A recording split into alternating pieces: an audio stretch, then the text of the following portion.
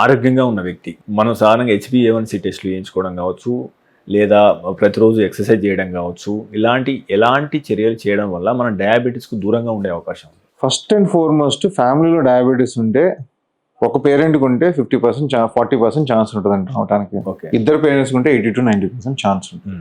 అంటే 100% వస్తుందా అంటే ఇంకా 10% ఛాన్స్ ఉంది మనం రాకుండా ఉండడానికి. అది రాకుండా ఉండడానికి మన వెయిట్ కంట్రోల్లో ఉంచుకోవడం, మన నోరు కంట్రోల్లో ఉంచుకుంటే, ఎక్సర్సైజ్ చేస్తే రాకుండా ఉండడానికి చాలా అవకాశాలు ఉన్నాయి. జీవితాంతం రాకుండా ఉండడానికి కూడా అవకాశాలు ఉన్నాయి. Okay. So fundamentally what you eat, what you exercise, how you sleep is more important than anything. Sleep is also very important. Okay. ఇప్పుడున్న ఈ ఇష్యూలో స్లీప్ లేకపోవడం వల్ల కూడా షుగర్స్ చాలా ఎక్కువ వస్తున్నాయి.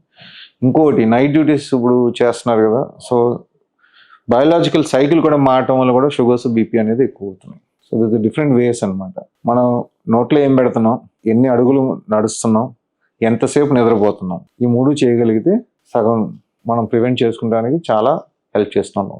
మీరు తీసుకునే అదే మందులు, అదే నాణ్యమైన మందులు మెడ్ ప్లస్ బ్రాండ్స్ పై సగం ధరకే.